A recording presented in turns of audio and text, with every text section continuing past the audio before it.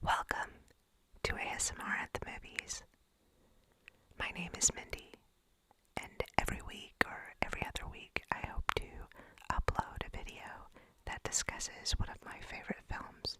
I hope you enjoy these videos as much as I enjoy making them, and whether you watch them because of your interest in film or because of your interest in ASMR or both, if you watch it or if you fall asleep to it, either way, we're golden. You're good. I just hope that you enjoy them. Today's video is going to be about Martin Scorsese's 1985 dark comedy, After Hours. After Hours is my personal favorite of Martin Scorsese's films. Not necessarily what I consider his best film, but definitely the one that's closest to my heart. If you've ever been in a situation where things go wrong and all you want to do is get back to your house or your apartment, your safe place, but there's just a series of roadblocks keeping you from doing so, that frustration that you may feel is very relatable, and in this film it captures that feeling perfectly. While Martin Scorsese is fairly well known for his early films and his later films, the 1980s was not a big period for him in terms of films.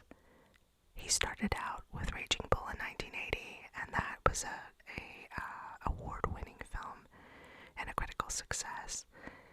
But then he attempted to make one of his personal projects, The Last Temptation of Christ, and at that time, in 1983, I believe, he was working with Paramount Pictures to make that film, and because of the controversial nature of the film, Paramount Pictures pulled out of the deal. He did later make The Last Temptation of Christ, but because of the experience trying to get that film made and it failing, he was a little bit downtrodden at the time. And at that time, he was approached by the production team of Amy Robinson and Griffin Dunn with a script that was written by a 26-year-old by the name of Joseph Minion, who had actually written it for one of his classes at Columbia University. Amy Robinson was already known to Martin Scorsese as she was in his film Mean Streets, playing the girlfriend of his main character, Harvey Keitel's character, and Griffin Dunn was a young actor. So they approached him with this script asking if he would be interested in making it, and after reading it, he decided he did want to make this film.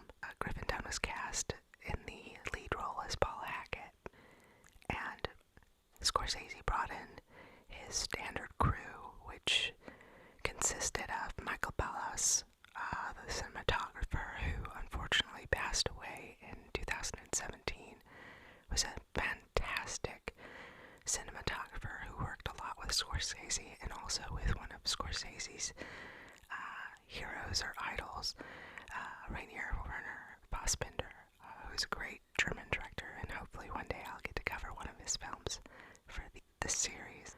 He also brought along Thelma Schoonmaker, who is the editor on almost all of, if not all of Scorsese's films. He also brought in Michael Powell of Powell and Pressburger fame. Michael Powell, who directed Peeping Tom, and he consulted on the film. He had Howard Shore do the score for the film, and I'll cover a bit of that later on, but it is an amazing score. Joseph Minion, like I said, was 26 when he wrote the script, and he wrote it for a class, but imagine being 26 and having Martin Scorsese film your script. That's pretty insane and awesome. The film is set entirely in New York City during the course of one long night. It takes place mostly in Soho, and understand it's set in 1980s New York City and in 1980s Soho, but the cinematography just captures this community and the scene so wonderfully.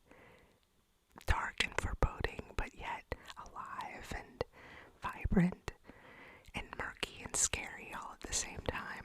Rounding out the ensemble cast is Terry Garr, John Hurd, Catherine O'Hara, who is, oh my god, I mean, Catherine O'Hara is so wonderful as it is, but she's so great in this.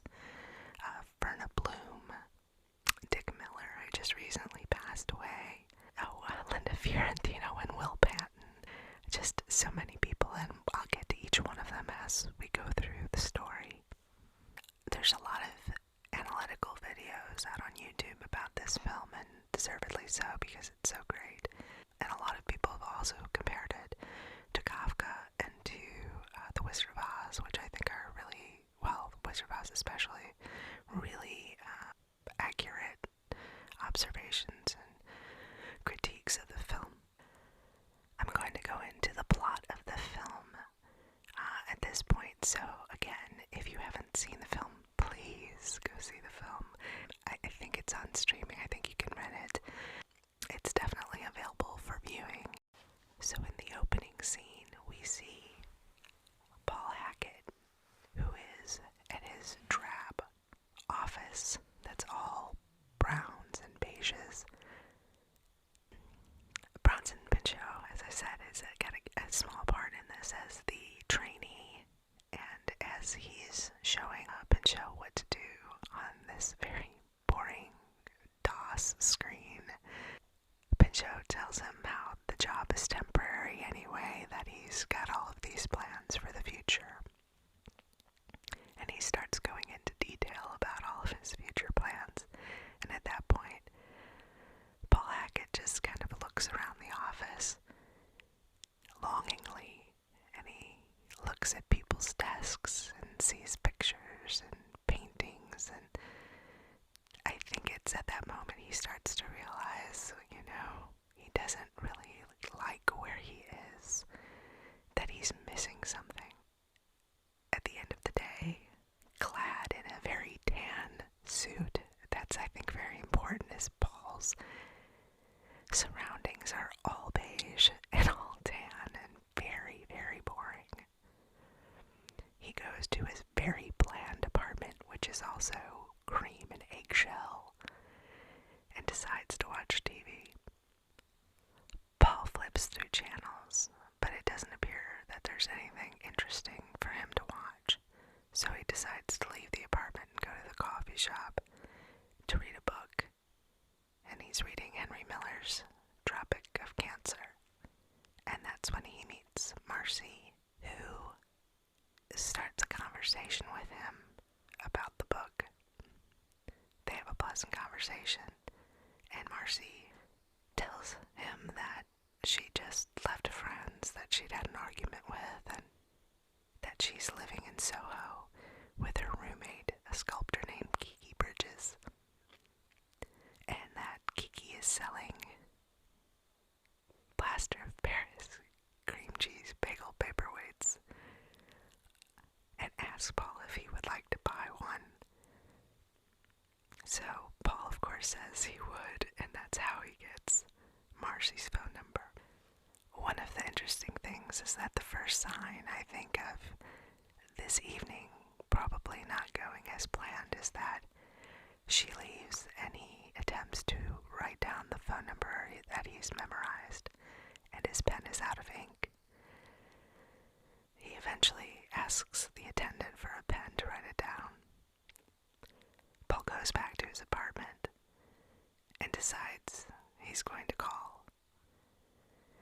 When Kiki answers the phone very nonchalantly, he pretends to be interested in these paperweights, but she understands he's calling for Marcy and hands the phone over to Marcy, and Marcy invites him over. Then we see a cut to the clock. It's 11:32 p.m. When Marcy tells him to come over to the loft in Soho she's at, she tells him to look at the names and that the name on the buzzer is Franklin, that Bridges is crossed out. Another kind of sign that something might not be right here. But the biggest sign is that Paul takes a taxi with a $20 bill. Remember, we're talking 1980s New York City. gets in the cab, the taxi driver drives like an absolute maniac, and the entire scene is sped up in double motion as the taxi driver winds in and out of lanes. And as this goes on, and Paul has to grab the strap in the back seat to hold on, his $20 bill flies out the window, which was all the money that he had. When the taxi arrives on a dark, wet corner of Soho, Paul has to explain that he doesn't have money to pay for the fare. The cab driver is very displeased and drives away. Paul walks up to the building, and a woman at the top of the building can see Paul on the street. She's Kiki. So she says, "Here, I'll just throw down the keys." And in another sign, this wonderful shot of her throwing down keys from, I think, 4 stories. And we see it from the ground view. These keys just falling towards Paul as though they're going to hit him, and he has to step out of the way to avoid being hit by them. Then, as he enters the building, there's a time lapse of him climbing like 4 sets of stairs all the way up to this top loft. When he goes inside, Marcy isn't there, and when he asks where she is, Kiki said she went to the all-night drugstore. And he asks, "Is everything all right?" And she says, "It's under control." Marcy calls while he's there, and Kiki, trying to speak quietly, says that Marcy invited him and she's not telling him whatever it is they're discussing. He can overhear, but he doesn't understand. But you get the sense that perhaps he really shouldn't be there. Kiki is sculpting a papier-mâché, large-size piece that looks like Edward Munch's The Scream. Again, I think that's another sign. Kiki asks him if he would like to help sculpt, and he goes ahead and takes his tan, wrinkly jacket off and starts sculpting and gets papier-mâché on his shirt. So Kiki offers to put it in the washer, and when she returns, she has a black shirt, so he's gone from white to black. It's at that point she says that her shoulders are really sore, and Paul offers to give her a back rub, and remarks that she has a great body, and Kiki replies, "Yes, not a lot of scars," which is an odd answer. She falls asleep while Paul is rubbing her shoulders, and then he decides, you know what, I should probably go. But Marcy shows up at that exact time, and he runs back into the room. And Marcy greets him and wonders why Kiki is laid there on the sofa, passed out. They go to Marcy's room, and the score kicks in. And when I was talking about the score, it's so fascinating because they embed the ticking of a clock inside this very pensive, very synthesizer-based score. But you can audibly hear the ticking of a clock as the underbed of the score, and it's really fascinating. Marcy gets freshened up, and when Marcy comes out of the bathroom, she sounds different. She sounds almost mercurial. She kind of swings back and forth in her moods. They decide to go to a diner, and while he's waiting on her to leave, he looks at that sculpture and sees that there's a $20 bill plastered inside of it, which he thinks about taking, but does not. And there's this wonderful tracking shot of the two of them walking up to this diner at night, and where the fog is just kind of rising off of the street, and it's foreboding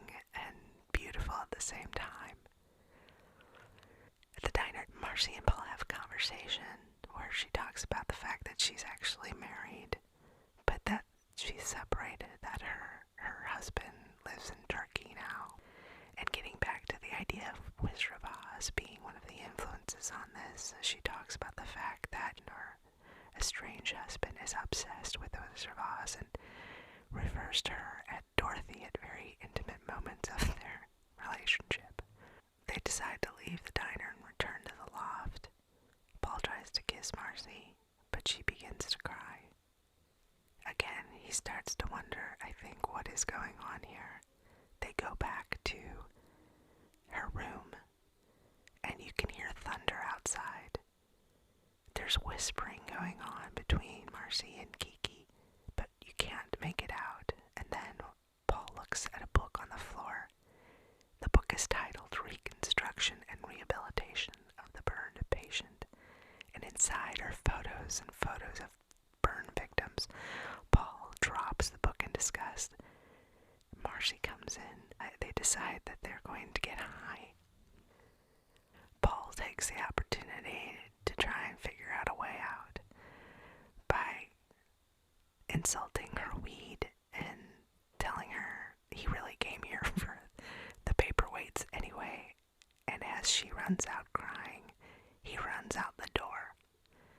Now he's outside and it is pouring rain, and he decides since he has no money, he'll just take the subway.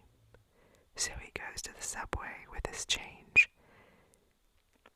and apparently the fare went up at midnight. He has 97 cents, and the fare is $1.50, and the attendant will not let him in with that. When he asks the attendant who would know since no one is in the subway terminal, the attendant says, I don't know. I could go to a party, get drunk, talk to somebody. Who knows? One of the best scenes in the movie. So funny. So Paul tries to jump the turnstile, but there's a cop on the other side, so that doesn't work out. Paul re-enters the downpour and turns the corner to find a bar. The Terminal Bar. It is also very empty. Just a couple of patrons, John Hurd, who is the bartender, and Terry Garr, who is the waitress. Since Paul has no money, he can't order anything, but he asks to use the restroom, and when he's in the restroom, he sees a drawing of a man whose genitals are being eaten by a shark. That, of course, freaks him out a little bit. And when he leaves and it returns into the bar, Julie, who is played by Terry Garr, is sitting at his table. Deciding he really doesn't want to get into another conversation, he goes to sit at the bar. He explains to John Hurd that he just needs money to get home, and John Hurd offers to give him some. But when he tries to open the cash register, it won't open, so he starts kicking it hard. And then Hurd says, well, here, I'll just give you the key to my apartment. And at that point, somebody walks by the bar and says there's been 3 burglaries just in that night alone. Hurd is hesitant about giving Paul his keys, so Paul puts his keys down as collateral, and he goes off to the apartment to get the key for the cash register. While he's there, he tries to use the bathroom, and then he clogs the toilet and it overflows. As he's leaving, 2 people in the hallway ask him who he is since they don't recognize him, and there's been a string of burglaries, so he has to prove to them that he has the keys to get into the apartment. As he comes out of the building, he sees Cheech and Chong, yes, another part of the ensemble. Cheech and Chong are 2 guys putting stuff in a white van, and one of them is the sculpture that Kiki was making. Paul runs them off and returns the sculpture to the apartment. Kiki has a gag in her mouth and she's tied around the waist, and he thinks she's a hostage. When he ungags her, she explains that she sold the TV to Neil and Pepe, who were Cheech and Chong, asks how Paul got the sculpture and that she wasn't being held hostage. She was having a BDSM playtime with her boyfriend, Horst, who is played by Will Patton and is also incredibly funny. Horst tells Paul he was rude for leaving so quickly and not apologizing, and so Paul agrees and decides he's going to apologize to Marcy for the way he was acting. He goes into Marcy's room, and again, this is a spoiler alert. He goes into Marcy's room and he starts to explain to her while she's laying on the bed that he just didn't think it worked out between them, and he didn't know how to handle it, and he's sorry. And he says, I think I'm going to leave now, and grabs her hand, and at that point realizes she's cold, and finds a bottle of Seconal by the bed that's empty. She's apparently overdosed and died. He tries to get Kiki's attention, but it turns out that Kiki and Horst have left for a place called Club Berlin, and have left a note for them to join. So Paul calls the police. As he looks at Marcy, he notices that she has a skull tattoo on her thigh. And then he looks at his keys, which are the keys of the bartender, and there's a skull, the keychain. So he remembers he needs to return those keys to the bartender, and leaves the loft with signs reading dead person and arrows pointing to her room. While he returns to the bar, Julie, Terry Garr, intercepts him and tells him she quit her job, and then they notice the bar has been gated and locked up, so Garr invites him over to her apartment, which is across the street. Then she begins sketching a drawing of Paul. She starts talking about herself and her other job, and Paul says, gee whiz, and that apparently sets her off, and she goes into a tantrum, saying that Paul is rude. Paul tries to make amends to calm the situation down, and when he does, she asks him to touch her beehive hairdo. But as he does this, he can hear that the bar is being opened up across the street, and tries to run out. She doesn't want him to leave, so Paul promises that he will return once he gets his keys back from the bartender. Once he gets to the bar, and Paul explains he has to go back to Julie's apartment, and John Hurt says, so take off, what's she gonna do? Kill herself? But then he gets a phone call, and after he hangs up, he's shaken. Paul asks what happened, and John Hurt says that the police just called, that his girlfriend killed herself, that she overdosed, that he had a fight with her, and now he blames himself, and then he says, Marcy, Marcy, Marcy, and Paul realizes that it's the same Marcy. Paul quickly runs back to Julie's, and Julie kisses him and rewards him for being true to his word by giving him a plaster of Paris, cream cheese, and bagel paperweight. And then there's the snap, as we hear the sound of a mouse being caught in a trap. Paul runs out of Julie's, and the bar is closed up again, and he sees Neil and Pepe come out of another building with gear. This time they've come out of John Hurt's apartment. As he runs up to try and let him know, he has no answer, but the other residents in the apartment see him and chase after Paul because they think he is the burglar. Paul finds himself back at the diner, this time with a different server who makes him order in order to use the bathroom. Then Paul remembers about the note that Kiki left for him about Club Berlin, so he tries to go there to let them know what has happened. No one is standing outside Club Berlin, but the bouncer won't let him in. The bouncer asks if he has any money, and Paul gives him his change. And the bouncer says, well, I didn't want you to think that you'd left anything untried. Then a man with a mohawk comes, and the bouncer lets him right in, and Paul asks why he can go in and not Paul. And the bouncer said, because it's Mohawk night. If you had a mohawk, I'd let you in. Paul demands to be escorts him into the bar. It's a huge punk scene, and there's a lot of slam dancing going on. And Paul sees Kiki and Horst from across the room and yells for them, but they don't see or hear him.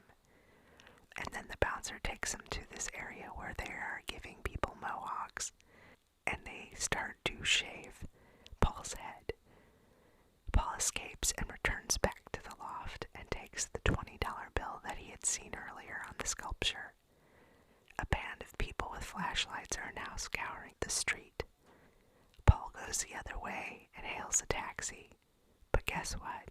It's the same taxi driver who drove him down. Paul shows him the 20, and the taxi driver takes it and drives off. The previous pair, Catherine O'Hara, hit Paul in the arm with the door, so she insists on cleaning his wound. Paul asks if he could use her phone, and she agrees, so at her apartment, Paul tries to call information to get a phone number for a friend. And again, this is such a funny scene. And then when he gets the phone number, he tries to memorize it so that he can call his friend. But while he's repeating it to himself, Catherine O'Hara starts blurting out numbers randomly, and he forgets the number. He loses his temper and tells her he just wants to sleep. O'Hara finds a piece of paper mache on his arm and reads the article that's on the piece of paper in which a mob in Soho rips a man from limb to limb. She says she's going to burn the paper off his arm so it will come off, so Paul tries to flee again.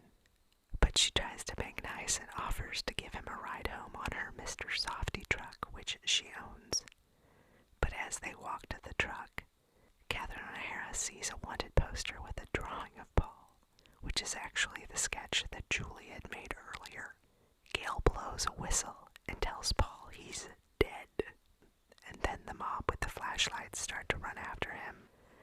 Paul hides in a fire escape, and as he's sitting there, he sees a couple fighting. The woman pulls out a gun and shoots the husband dead, and Paul says to himself, I'll probably get blamed for that. Finally, Paul runs back into the street and kneels on the ground begging God, asking him what he did to deserve this. At that point, he spots a man standing across the street looking at him. He approaches the man, begging him to take him home. This man thinks he's being solicited, but Paul just wants to use the telephone. Paul calls the police to tell them that a mob is after him, but the police hang up on him. Paul begins to unravel and asks the guy if he could just sleep on his couch. And the man says, why don't you just go home? And at that point, Paul begins to tell him the entire story of the evening in this time lapse, where he acts out all of the different things that have happened to him. And the man is clearly disappointed that this is not going how he expected, but he listens to the story. And Paul says, I just wanted to leave my apartment, maybe meet a nice girl, and now I gotta die for it. Paul sees Julie out the window, but Julie is the one putting up the flyers. Once Paul realizes this, he runs down the street, ripping all of the flyers off as the mob chases him. Then he shows back up at the diner and sees John Hurd. He begs her to tell the mob he isn't the burglar. Hurd goes outside to talk to the crowd, and the server gives Paul his order from the last time he was in. And at that time, a woman comes in the diner and gives Paul a private invitation flyer for a party at Club Berlin.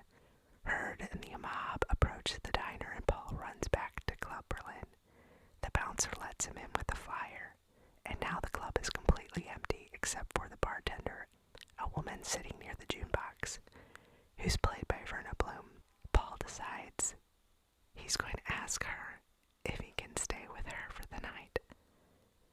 She lives underneath the bar, so Paul puts his last quarter in the jukebox and plays Is That All There Is? And asks June to dance. As they dance, the mob is banging at the door demanding to be let into the club. June asks Paul why he he's being so nice to her. And he replies, "I just want to live." She allows them back at her place, where they rest on the couch, but then the mob tries to get into her apartment. He runs into a room which is full of sculptures and accidentally pours the sculpting bond on himself. June decides to papier-mâché around him, quickly making a sculpture out of Paul. While the mob scours her apartment, when they leave, June refuses to let him out of the sculpture. Again, the sculpture she made mimics the scream. June goes to see if the coast is clear, and at that point Neil and Pepe break into her apartment through a manhole, and they take the sculpture of Paul. As they speed away in the van and the sun rises, they quickly turn a corner, and the sculpture of Paul falls out of the back of the van right in front of his office. Covered in dust, he goes back into the office and sits at his desk. The computer screen displays, "Good morning, Paul," and we are back where we started. Such a great film, and again, I hope that discussing the plot doesn't deter you from watching it.